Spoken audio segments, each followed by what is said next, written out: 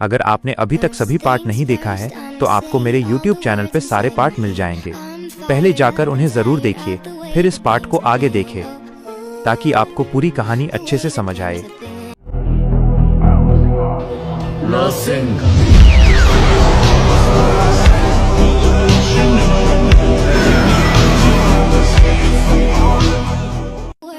सफेद बालों और दिव्य आभा के साथ खड़ा सिक्स पाक्स ओबितो अब एक इंसान नहीं बल्कि एक देवता लग रहा था। उसके चारों ओर तैरती काली truth seeker balls, truth seeker orbs, किसी भी चीज को छूते ही उसे परमाणु स्तर पर मिटा देने की शक्ति रखती थी। ओबितो ने अपना हाथ धीरे से हिलाया और एक काली गेंद बिजली की गति से एलाइड फोर्सेस की ओर बढ़ी। सब पीछे हटो, मिनाटो फोर्थ होकागे चिल्लाया। उन्होंने अपने फ्लाइंग राइजन का उपयोग करके कई निंजाओं को बचाया, लेकिन उस हमले के प्रभाव ने जमीन में एक विशाल गड्ढा बना दिया। जिनवू ने हाँफते हुए अपनी कमर सीधी की।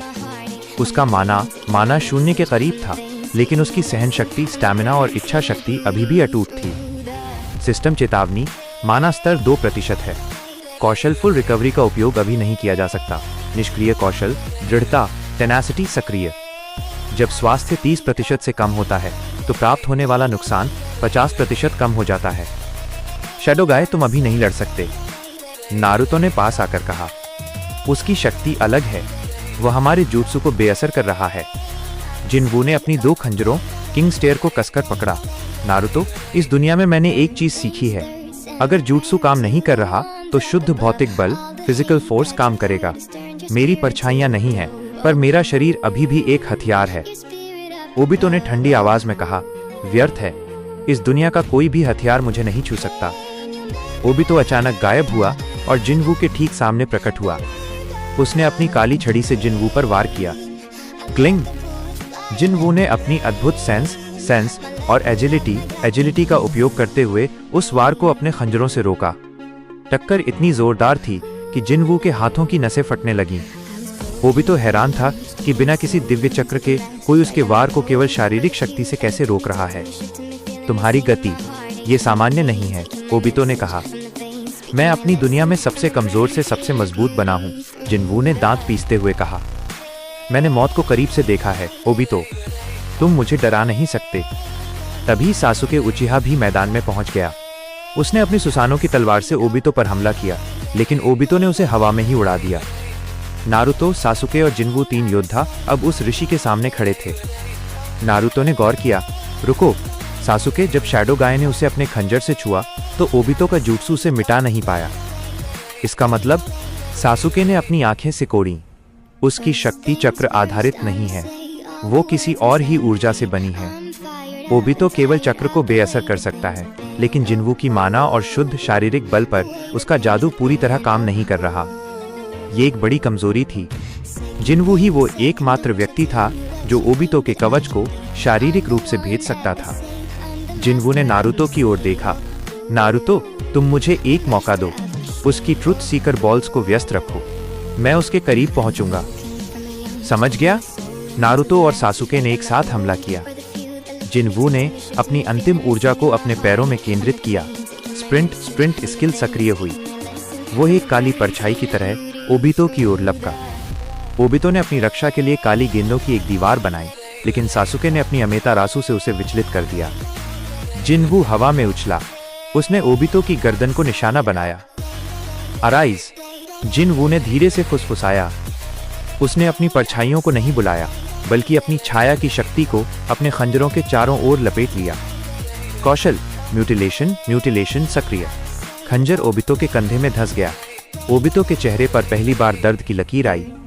उसे विश्वास नहीं हो रहा था कि एक बिना चक्र वाला बाहरी उसे घायल कर सकता है, लेकिन ओबितो ने भी तुरंत पलटवार किया। उसने अपनी छड़ी सीधे जिनवू के सीने की ओर मारी।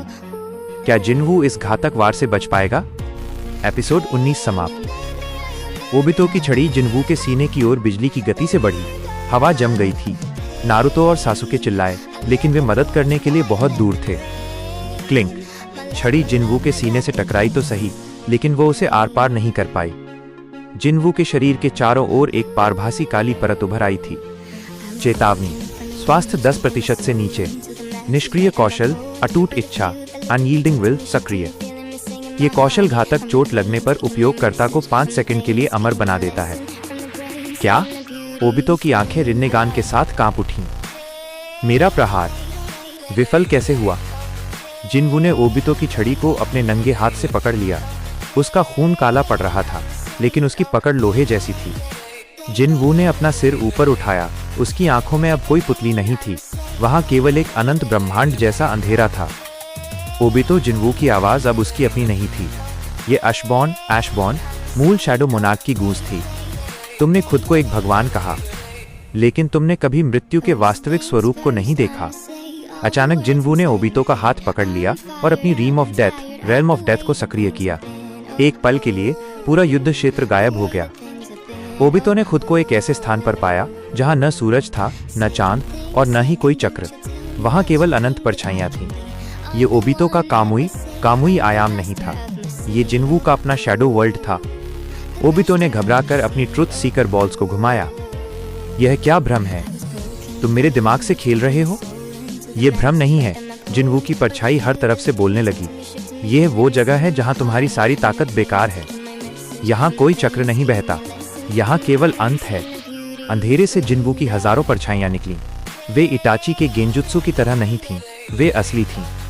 ओबितो ने उन पर हमला किया, लेकिन वे धुएं की तरह फिर से जुड़ जातीं। ओबितो की दिव्य शक्ति इस दुनिया में फीकी पड़ रही थी, क्योंकि इस आयाम का स्वामी केवल एक ही था। जिनवू असली ओबितो के ठीक पीछे प्रकट हुआ। उसने कोई खंजर नहीं लिया था। उसने अपना हाथ ओबितो के सीने पर रखा, जहां जुबी 10 टेल्स का केंद्र था। निकालो एक्सट्रैक्ट, जिनवू ने आदेश दिया। ओबितो के अंदर से जुबी का चक्र हिंसक रूप से बाहर खींचने लगा। जिनवू उसे अपनी सेना में नहीं बदल रहा था, वो उसे इस दुनिया के संतुलन में वापस धकेल रहा था। ओबितो के दिव्य कवच में दरारें पड़ने लगीं। नहीं, मेरा सपना, शांति की दुनिया, ओबितो चिल्लाया। शांति लाशों के ढेर पर नहीं बनाई जाती, जिनवू ने शांति से कहा। बूम! एक विशाल धमाका हुआ और दोनों वापस असली युद्ध क्षेत्र में आ गिरे। ओबितो का 6 पाथ्स रूप बिखर चुका था। वो जमीन पर पड़ा बुरी तरह हाँफ रहा था। उसका सफेद कवच अब राख बन चुका था। जुबी का चक्र 9 अलग अलग पूंछ वाले बीस्ट्स के रूप में बाहर निकलने के लिए तड़प रहा था। जिनवू भी घुटनों के बल गिर गया। उसका सिस्टम लाल रंग में चमक रहा था। आपातकालीन मिशन सफल। पुरस्कार। पोर्टल सक्रिय किया जा रहा है। आसमान में एक विशाल नीला छेद गेट खुलने लगा। ये वही गेट था जिसे पार करके जिनवू यहाँ आया था। नारुतो दौड़कर जिनवू के पास आया। शैडो गाय, तुमने उसे हरा दिया, पर वो पोर्टल, क्या तुम जा रहे हो? जिनवू ने पोर्टल की ओर देखा, फिर नारुतो और थकी हुई शिनोबी सेना की ओर। लेकिन उसकी नजरें एक और चीज पर टिक गईं। धुएं के गुबार के पीछे से मादारा उचिहा धीरे धीरे बाहर निकल रहा था। वो ओबितो की हार पर मुस्कुरा रहा था। बेचारे ओबितो, तुम सिर्फ एक मोहरा थे। अब असली खेल शुरू होता है। मादारा ने एक ऐसी सील बनाई जिसे देखकर जिनवू का दिल बैठ गया। मादारा ने खुद को जिंदा रिवाइव करने की प्रक्रिया शुरू कर दी थी। सिस्टम ने आवाज दी, गेट 60 सेकंड में बंद हो जाएगा। यदि आप अभी नहीं निकले तो आप इस आयाम में हमेशा के लिए फंस जाएंगे। नारुतो ने जिनवू का हाथ पकड़ लिया। जाओ, तुम अपने घर जाओ, बाकी हम संभाल लेंगे। जिनवू ने अपने खंजरों को देखा, फिर मादारा की बढ़ती हुई भयानक शक्ति को। अगर वो अभी चला गया तो ये लोग मादारा के सामने नहीं टिक पाएंगे। एपिसोड 20 समाप्त।